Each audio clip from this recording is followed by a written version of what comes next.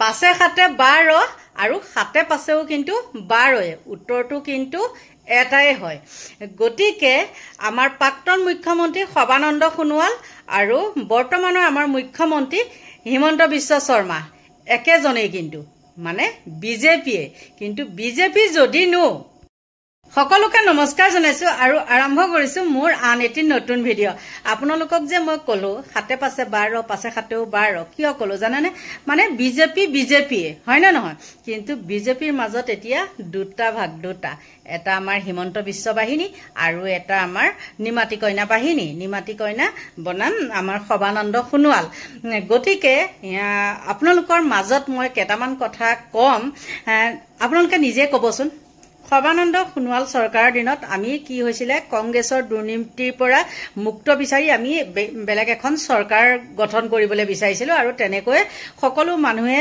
মানে গোট হৈ পেলাই আমাৰ সৰ্বানন্দ সোণোৱালক মানে বিশ্বাস কৰি পেলাই ভোট দি তেওঁ মুখ্যমন্ত্ৰী পাতিলে 2 বছৰমান গ'ল যোৱাৰ পিছতে আহি গ'ল আমাৰ মামা জাপ দি দিলে বিজেপিত আহা লগে লগে সৰ্বানন্দৰ লগত মানে লগ হল আৰু সৰ্বানন্দই হেতু সময়ত কি কৰিলে এই পয়াত তৰুণ গগৈৰ নিচিনাকে মানে হিমন্ত বিশ্ব শৰ্মাৰ কথা শুনিবলৈ ললে শুনিবলৈ লোৱাৰ পিছত আৰু মামাক বাৰু পাৰিবনে সৰ্বানন্দ সোণোৱাল আছিল নিমাতী কইনা আৰু মামা আছিল নুম টেঙৰ মামাটো যেতিয়া মানে বিজেপিত আহিছে তেওঁ সৈন্য সামন্ত লৈ আহিছে কংগ্ৰেছৰ পৰা গতিকে মামাৰ বুদ্ধিৰ লগত তেওঁ তিষ্টি থাকিব পাৰিব জানো আৰু সৰ্বানন্দ সোণোৱালে কিবা সত্যত বন্দী হোৱাৰ নিচিনা মামাৰ ওচৰত বন্দী হল আৰু এনেকুৱাকে বন্দী হল তেওঁ নিজৰ গাদীটো দিবলৈ বাধ্য হৈ গল ইয়াত এটা ডাঙৰ কিবা ৰহস্য আছে সেই ৰহস্যটো অকল মানে আমাৰ মামাইহে গম পাব গতিকে এতিয়া মামাৰ কথা মতে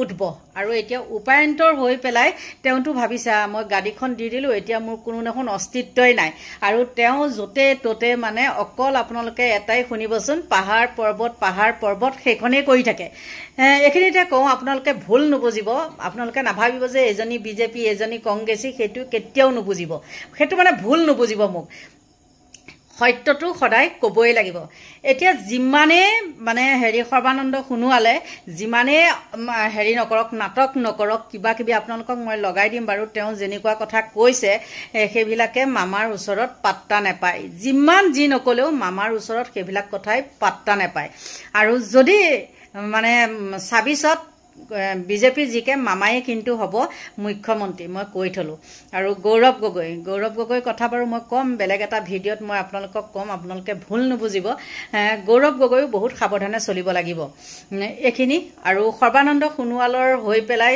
দিলীপ শইকীয়া আহি গ'ল সৰ্বানন্দৰে মানুহ তেওঁ আপোনালোকে সকলোৱে গম পায় দিলীপ শইকীয়া মানুহজন ইমান বেয়া নহয় কিন্তু কিছুমান খঙৰ ভমকত মই তেওঁ মানে উলটপালত প্ৰথম কথা এটা কৈছিলে আপোনালোকে গম পায় বাহজানীৰ যিটো কেছ সেই কেছটোৰ কাৰণে তেওঁক মই বেয়া পাইছো মই বুলিয়ে নহয় বহুতে বেয়া পাইছে সকলোৱে গম পাইছে তেওঁ এজন মিছলীয়া মানুহ বুলি যি কি নহওক বাৰু সেইবিলাক মিছলীয়া হওক কিবা হওক একো নাই ভালক ভালেই ক'ব লাগিব তেওঁ বিশেষ মানুহজন বেয়া নহয় দিলীপ শইকীয়া মানুহজন আৰু যিমানে ভাল নহওক যিমানে যি নহওক মামাৰ ওচৰত কিন্তু মানে জিকিব নোৱাৰে মই কৈছো আপোনালোকক কথাটো চাব হয় নে নহয় বোলে মানুহজনীয়ে কি কথাটো কৈছিলে আপোনালোকে মনত ৰাখিব কিয় মই কওঁ শুনক সৰ্বানন্দ সোণোৱালে যেতিয়া মুখ্যমন্ত্ৰী হৈ আছিল তেওঁ কিন্তু হাতত এটাই বাচ্চা আছিল বাচ্চাটো কোন আছিল জানেনে কেঁচুৱা আঙুৰ লতাৰ কেঁচুৱাটো বুলি কৈছো আৰু নমামি টানিব নাপায় কথাটো কৈছো বাচ্চাটো কিন্তু মামায়ে এতিয়া হিন্দু মুছলমান যিমান যি নকৰিলেও এখন দুখন ফটোৱে মামাক মানে বহুত কৰি জনপ্ৰিয়তা কৰি তোলে আৰু তেনেকুৱা এখন ফটোৱে মই কওঁ শুনক কালি দেখিছো এটা বাচ্চাৰ সৈতে তেওঁ এখন কাহিতে নহয় সৰি ভাত খাই আছে সেইখন এখন কথা আৰু কিছুমান মামাৰ বহুত মানে প্লাস আছে পইণ্ট আছে কেনেকুৱা জানেনে মামাৰ জনপ্ৰিয়তাটো তেওঁ ধনী দুখীয়া সেইবিলাক নকয় যিয়ে নহওক লাগে মেকিঙে হওক সেইটোতো এটা মাথা লাগিব ন মেকিং কৰিবলৈতো এটা মাথা লাগিব আমাৰ সৰি দেই কথাটোৱে ভুল হৈ গৈছে সৰ্বানন্দ সোণোৱালৰ দিনত সেই নমামিক কেঁচুৱাটো লোৱা দেখিছিলো কিন্তু আমাৰ হিমন্ত বিশ্বৰ দিনত সেইটো কিন্তু নাই তেওঁ ধনী দুখীয়া কালি আইতা এগৰাকীকো দেখিলো তেওঁ ঘৰ নাছিলে দমকল এটা নাছিলে কাৰেণ্টটো এতিয়া ঘৰটো হোৱাৰ পিছত কাৰেণ্টটো লাগিব সেইবিলাক তেওঁ এটা হ'ল প্লাস পইণ্ট মানুহৰ জনপ্ৰিয়তা আৰু এটা বাচ্চাক স্কুল মানে চাইকেল এখন লাগে, সেই চাইকেলখনো দিছে। তাৰপিছত অনেক আৰু আপোনাৰ মামা ভাগিন, মামাৰ নামটোনো কিয় হ'ল, সেই ভাগিনসকলে এইটো কৰিলে ন মামাক। গতিকে এতিয়া ডাঙৰ সৰু সকলোৱে মানে হিমন্ত বিশ্ব শৰ্মাক মামা বুলি মাতে। সকলোৱে জানে তেওঁ এজন মানে মিছলীয়া মুখ্যমন্ত্ৰী, কিন্তু তথাপিও মামাক সহজে হৰুৱাব নোৱাৰে কোনেও। কিয় জানেনে? তেওঁ এইবিলাক জনপ্ৰিয়তাটো দেখি। যিমানে আমি গালি নাপাৰোঁ, যিমানে যি নকৰোঁ, মামাৰ দিনত গুৱাহাটীত ব্ৰিজ কেইখন হৈছে, তাৰ বাদে যাক যাক দিব লাগে এইবিলাক মানে আঁচনি, সেইবিলাক তেওঁ দি আছে। কিছুমান কথা তেওঁ ৰাখে আৰু কিছুমান কথা তেওঁ ভেলু নাই। গতিকে আপোনালোকে ভাবিব যে এই মানুহজনীৰ আকৌ কি হৈছে, নাই, সেইটো আপোনালোকে ভুল কেতিয়াও মানে নাভাবিব।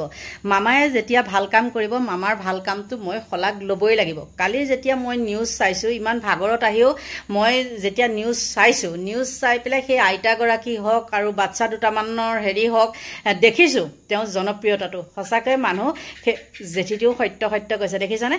জনপ্ৰিয়তাটো দেখি সেইবিলাক দেখিও মানুহৰ মামাৰ প্ৰতি আকৰ্ষণ হয়। আৰু কোনো কাৰণত ইমান সহজ নহয় যে মামাক হৰুৱাব পাৰিব। মই কৈ আছোঁ যে মামা আমুক হ'ব তামুক হ'ব, বহুতে ভাবিছে মামা হাৰিব। কিন্তু শুনক, এতিয়া উজনি নামনি ক'লে আকৌ বেয়া নাপাব দেই, মই কথাটো কৈছোঁ। এতিয়া মামাক যিমানখিনি নামনি মানুহে ধৰক ভাল পোৱা বেয়া পোৱা দুইটা ছাইডেই আছে, উজনিটো আছে নামনিটো আছে। কিন্তু আপোনালোকে নিজে চাবচোন, সেই উজনিৰ ফালে যিখিনি মানে জিকিছিলে, ইলেকশ্যনত জিকিছিলে, সেইখিনি কিন্তু বিজেপিকে ভোট দি পেলাই জিকিছিলে, নহয়নে? কিন্তু সৰ্বানন্দ সোণোৱালক কিন্তু মুখখন চাই পেলাই তেওঁক ভোট দিয়া নাছিলে। এই ইলেকশ্যনৰ কথা কৈছোঁ, কিন্তু মামাক চাইহে দিছিলে। এই উপ নিৰ্বাচনেই হওক বা ইলেকশ্যনেই হওক, মই সেইখিনি কথা কৈছোঁ। গতিকে মামাক আপোনালোকে নাভাবিব যে অতি সোনকালে মামাক মানে কৰিব পাৰিম, গাদীৰ পৰা আঁতৰাব পাৰিম। যিমান কুবুদ্ধি নহওক কিয়, মামাক সহজে আঁতৰাব নোৱাৰে। 100 শিয়ালৰ বুদ্ধি আছে মামাৰ গাত, আৰু সেই অনুপাতে ভাল গুণো আছে আৰু তেওঁ বেয়া গুণো আছে। আপোনালোকে আকৌ ভাবিছে নেকি বোলে এই মানুহজনীয়ে আঁচনিৰ আশাত কিবা কৈছে? উপায় নাই দেই, আঁচনি কথা নাই। মই যিটো দেখিছোঁ সেইটো কৈছোঁ। আপোনালোকে চাবচোন, আগৰ চৰকাৰবিলাকত দিনত মানে আমি সৰু হৈ আছিলোঁ যদিনো সকলোখিনি গম পাওঁ, মানুহ এজনে মন্ত্ৰী এজনক লগ কৰিবলৈ আহিলে কিমান কষ্ট হয়, কিমান কষ্ট বুন্দাপৰ দি থাকিবলগীয়া হয়, কিমান তেল মাৰিবলগীয়া হয়। AGP দিনতেই হওক বা কংগ্ৰেছৰ দিনতেই হওক, যিমান দিন যাৰ চৰকাৰে নাছিলে কিয় তেওঁলোকৰ দিনত। কিন্তু মামাৰ দিনত সেইটো নাই আকৌ দেই। মামাৰ দিনত যাকে তাকে য'তে ত'তে কিন্তু লগ কৰিব পাৰে। এইখিনিতে কওঁ, আমি যেতিয়া আমাৰ নিজৰ ৰাস্তাটোৰ কাৰণে গৈছিলোঁ অতুল বৰা তাত, অতুল আপোনালোকে সকলোৱে জানে, এতিয়া তেওঁ বাৰু বিজেপিলৈ গ'ল। সেই অতুল বৰা তাতো আমি ইমানখিনি মানুহ গৈছোঁ, গম পাইছে? ইমানখিনি মানুহ গৈছোঁ। সেই কথা দিছিলে, কথা ৰাখিলে বাৰু, তেওঁৰ ৰাস্তাটো আমাৰ কৰি দিলে। সেইকাৰণে কৈছোঁ, মানে সাধাৰণ শ্ৰেণীৰ মানুহৰ পৰা আদি কৰি সকলোৱে তেওঁলোকক মানে লগ কৰিব পাৰে। সেইটো এটা কিন্তু ভাল গুণ। আৰু যিয়ে নহওক, এতিয়া কি ক'ব, আমাৰ কিন্তু পাব্লিকৰ মানুহখিনিও কিন্তু কম বদমাচি নহয়, গম পাইছে নাই? মামা যে ইমান ওপৰলৈ উঠিলে, কিহৰ কাৰণে উঠিলে? আমাৰ পাব্লিকৰ কাৰণেই নহয় জানো? আমাৰ মানুহখিনি ভুল যায়, ভুল যোৱাৰ ফলতে কি হয়, মামা মানে ওপৰলৈ উঠি গৈ আছে। আৰু যিয়ে নহওক, এতিয়া ৰাস্তা ঘাটৰ কাম কৰিছে, সকলোৱে জানে যে মামাৰে কনষ্ট্ৰাকশ্যনৰ কাম, মামাৰ এইবিলাক যিমান যি কৰিছে মামাৰে লাভ হয়। কিন্তু তথাপিও জানি শুনি এইটো মামাক ভোট দিয়ে, নহয়নে? কেনেকৈ দিবলৈ পালে বাৰু? সেইবিলাক মানুহৰ মানে মামাৰ জনপ্ৰিয়তাটো দেখি পেলাই মামাই যে সকলোৰে লগত এই বাবা, এই মামা, তই এফালে আহচোন, এইবিলাক যে কয়, সেইবিলাকৰ প্ৰতিয়ে মানুহক মানে ভুল যোৱাই দিয়ে, গম পাইছেনে? সেইটো কাৰণেহে এইখিনি হৈছে। বাৰু যি কি নহওক, এতিয়া দিলীপ শইকীয়া বাহিনীৰ মই কেইটামান আপোনালোকৰ মানে ক্লিপ দেখাম, আৰু মামাৰো কেইটামান ক্লিপ দেখাম, আৰু তেওঁলোকৰ নিজৰ মানে বিজেপি কৰ্মীবিলাকে কি প্ৰতিবাদ কৰিছে আপোনালোকৰ মাজলৈ। মানে মই কি কৈছোঁ, হাতে পাছে বাৰ, হাতে পাছেও বাৰ। মোৰ আজি ভিডিঅ'টোৱে হ'ল তেনেকুৱা, উলট পালট মানে একেটাই, কিন্তু সেইটোৱেই আৰু কথাটো, মানে উত্তৰ এটাই, প্ৰশ্নটো কিন্তু প্ৰশ্ন এটাই, উত্তৰো সেই এটাই। প্ৰশ্নটো মানে উল্টাকৈ ক'লে এটা আৰু চিধাকৈ ক'লে এটা, হাতে পাছে আৰু পাছে হাতে। কথাটো গম পাইছে নহয় উত্তৰ এটাই প্ৰশ্নও সেই এটাই কিন্তু উলত আৰু পালত মোৰ ভিডিঅ'টো আজি হ'ল উলত আৰু পালত গতিকে সকলোখিনি আপোনালোকলৈ দেখাই দিছোঁ চাওকচোন আৰু এইবিলাক দেখাৰ পিছত আপোনালোকে ভাবিব পাৰে নেকি যে মামা কেনেবাকে হাৰিব বুলি আৰু সেইখিনি কিন্তু যিখিনি হৈ আছে উলত পালত সেইখিনি কিন্তু ইটো সাইডে হৈ আছে মই এফালৰ পৰা আকৌ এনেকৈ দেখালে ইটো সাইডে বুলি ক'লে কেনেকৈ পাব নহয় নে উজনি সাইডে হৈ আছে গতিকে যিকেইটা ভিডিঅ' ক্লিপ দিছোঁ সেইকেইটা কিন্তু উজনি সাইডৰে হয় গতিকে যিমান যি নকলেও উজনি সাইডৰ মানুহে কিন্তু মামাক বেছি ছাপোৰ্ট কৰে সবানন্দক নকৰে এইখিনি আছিলে দেই গতিকে আপোনালোকলৈ গোটেইকেইটা আগবঢ়াই দিলোঁ চাওক মক্কেলতা এডুকেশ্যন মিনিষ্টাৰ মক্কেলতা এডুকেশ্যন মিনিষ্টাৰ তাই নাম মোৰ নকবি তই কি কথা শিক্ষামন্ত্ৰী ৰণোজ পেগুক দেৰগাঁৱৰ বিজেপি নেতাৰ অশ্লীল গালি ষ্টেডিয়ামটো কথা বকিলে এটা কথা ক'ব নোৱাৰে এটা এডুকেশ্যন ডিপাৰ্টমেণ্ট চলাব পৰা নাই ননচেন্স এই কণ্ঠস্বৰ দেৰগাঁৱত বিজেপিৰ টিকটত 2026 চনত নিৰ্বাচন খেলাৰ সপোন দেখি থকা বিজেপিৰ নেতা আকাশ ফুকনৰ কি কৈছে কচোন কোৱা নাই মোৰ কথা ক'বলৈ হাক দিবি মোৰ নেতা ৰণোজ পেগু নহয় মোৰ নেতা হিমন্ত বিশ্ব ফোনত ঠিকাদাৰৰ সৈতে দৰদাম আকাশ ফুকনৰ চূড়ান্ত অশ্লীল মন্তব্যৰে মন্ত্ৰী ৰণোজ পেগুক গালিগালাজ কি পঢ়া শুনা দেখাবলৈ মোৰ আগত হা না ডিবেট কৰিবলৈ কৰা তাক মোৰ লগত দুটা কথা জানে লেভেল দেখাবলৈ আহিছে ৰাজ্যৰ শিক্ষামন্ত্ৰী ডক্টৰ ৰণোজ পেগু সন্দৰ্ভত এনে অশ্লীল মন্তব্য কৰা এইজন আকাশ ফুকনৰ দাবী মুখ্যমন্ত্ৰীৰ সৈতে হেনো তেওঁৰ ঘৰুৱা সম্পৰ্ক আকাশ ফুকনে ক'লে তেওঁৰ নেতা কোন মোৰ নেতা ৰণোজ পেগু নহয় মোৰ নেতা হিমন্ত বিশ্ব তাতেই ক্ষান্ত নাথাকে আকাশ ফুকনৰ ভাবুকি মিচিং সম্প্ৰদায়ৰ ঠিকাদাৰ গৰাকীক চুচুৰাই লৈ যাম তোক চিএমৰ ঘৰত শুনিলা গোবিন্দ চুচুৰাই লৈ যাম চিএমৰ ঘৰত তই মোক চিনি পোৱা নাই প্ৰকাশ পালে বিজেপিৰ বিষয়বাবৰ তালিকাই কাৰ ৰাজনৈতিক জীৱনত লগালে কালিকা দল এৰিব নে দলতে থাকিব দুচিন্তাত জ্যেষ্ঠ নেতা ন বিজেপিৰ ৰাণা গোস্বামীক একো বাবেই নিদিলে ৰাজ্যিক সভাপতি দিলীপ শইকীয়াই টিম দিলীপ শইকীয়াৰ তালিকাত স্থান লাভ নকৰিলে ন বিজেপি ৰাণা গোস্বামী আৰু খুমটাইৰ বিধায়ক মৃণাল শইকীয়াই বিশেষকৈ ৰাণা গোস্বামীয়ে স্থান লাভ নকৰাটো ৰাজনৈতিক মহলত বাৰুকৈ চৰ্চিত হৈছে কিয়নো এইগৰাকী ৰাণা গোস্বামীকে দলত যোগদান কৰাৰ পাছদিনাই উপ সভাপতিৰ বাদ দিছিল বিজেপিয়ে এতিয়া প্ৰায় এটা বছৰ দলটোত সেৱা আগবঢ়োৱাৰ পাছতো দলৰ কোনো এটা বিষয়বাবৰ বাবে গোস্বামীক উপযুক্ত বুলি বিবেচনা নকৰাটোৱে প্ৰকৃতাৰ্থত সকলোকে হতচকিত কৰিছে গোস্বামীয়ে কংগ্ৰেছ ত্যাগ কৰিয়েই বিজেপিত উপসভাপতি পদ লাভ কৰাটোক লৈ সেই সময়ত দলতেই অসন্তুষ্টি বৃদ্ধি পাইছিল দলটোত বছৰ বছৰ ধৰি সেৱা আগবঢ়াই থাকিও কোনো বিষয়বাব লাভ নকৰা পুৰণি বিজেপিসকল যথেষ্ট ক্ষোভিত হৈছিল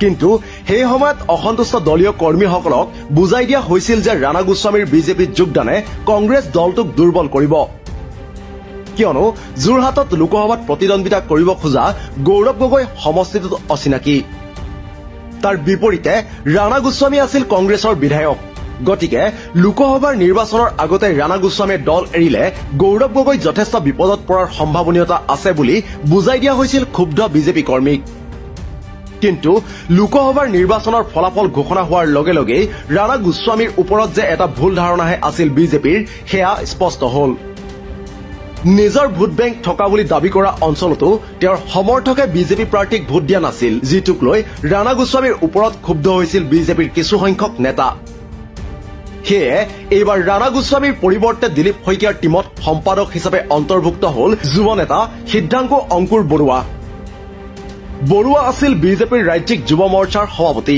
ৰাণা গোস্বামীক কোনো দায়িত্ব নিদি সিদ্ধাংকু অংকুৰ বৰুৱাক দায়িত্ব দিয়াৰ জৰিয়তে বিজেপিয়ে ৰাণা গোস্বামীক এক প্ৰকাৰ গুৰুত্বহীন কৰিলে দলৰ লগতে নিজা সমষ্টি যোৰহাটতো একেই দশা হ'ল খুমটাইৰ বিধায়ক মৃণাল শইকীয়াৰো মৃণাল শইকীয়াই বিগত দিনবোৰত বিভিন্ন ধৰণে সমালোচনা কৰি আহিছে চৰকাৰক কেবিনেট মন্ত্ৰী জয়ন্ত মল্ল বৰুৱাক সমালোচনা কৰাৰ লগতে সিদিনা চৰকাৰৰ হিতাধিকাৰী আঁচনিকো সমালোচনা কৰিছিল মৃণাল শইকীয়াই বিগত লোকসভা নিৰ্বাচনৰ ফলাফল ঘোষণা হোৱাৰ পাছত কংগ্ৰেছ প্ৰাৰ্থী গৌৰৱ গগৈক শুভেচ্ছা জনাইছিল খুমটাইৰ বিধায়কগৰাকীয়ে। এই কথাত তীব্ৰ অসন্তুষ্টি ব্যক্ত কৰিছিল মুখ্যমন্ত্ৰী হিমন্ত বিশ্ব শৰ্মাই। তেওঁ কৈছিল যে মৃণাল শইকীয়াই শীঘ্ৰেই বিজেপি ত্যাগ কৰিব, কিন্তু মুখ্যমন্ত্ৰীকো অস্বস্তিত পেলাই মৃণাল শইকীয়াই এতিয়ালৈকে বিজেপি ত্যাগ কৰা নাই। কিন্তু মৃণাল শইকীয়াৰ এসময়ৰ প্ৰতিদ্বন্দ্বী বিস্মিতা গগৈয়ে বিজেপিত যোগদান কৰিলে। আনকি সেই বিস্মিতা গগৈক দলৰ সম্পাদকৰ বাবটো দি খুমটাই সমষ্টিত দুগুণ উৎসাহেৰে কাম কৰাৰ এক পৰিৱেশ সৃষ্টি কৰি দি এক প্ৰকাৰ মৃণাল শইকীয়াক বিজেপিৰ পৰা বিদায় লোৱাৰ পথ প্ৰশস্ত কৰিলে নেকি বুলিও বহুতেই প্ৰশ্ন কৰিছে।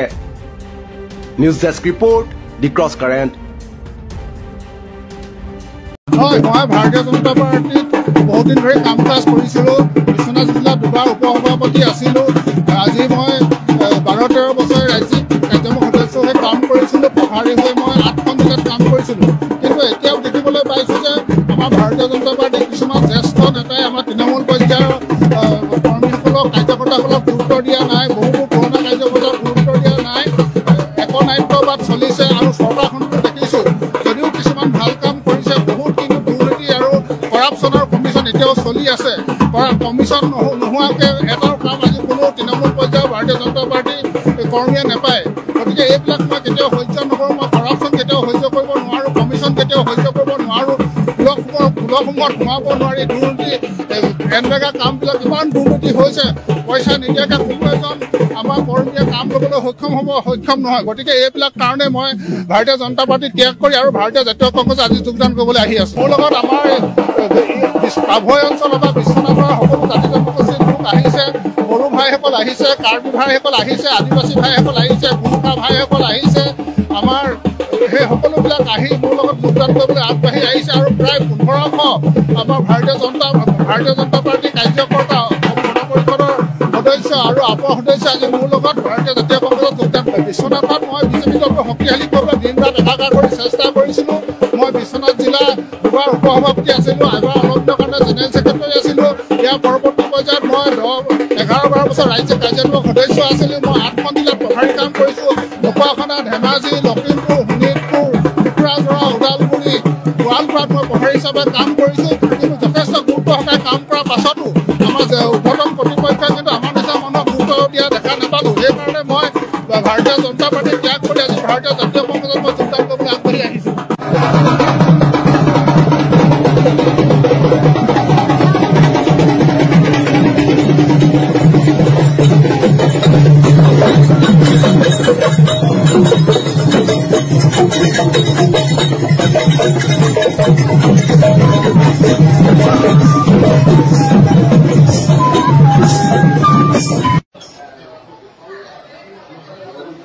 আমাৰ মাজত উপস্থিত থকা প্ৰাক্তন জিলা কংগ্ৰেছৰ সাধাৰণ সম্পাদক শ্ৰীযুত আপোনালোকে নিশ্চয় মোৰ সেই সৰু ভিডিঅ' ক্লিপকেইটা দেখাৰ পিছত এটা কথা মই কওঁ, এজন যুৱকে যে শিক্ষামন্ত্ৰীক সেই কথাটো ব্যৱহাৰ কৰিছে, একদম কিন্তু ঠিক কৰিছে। কিয় জানেনে?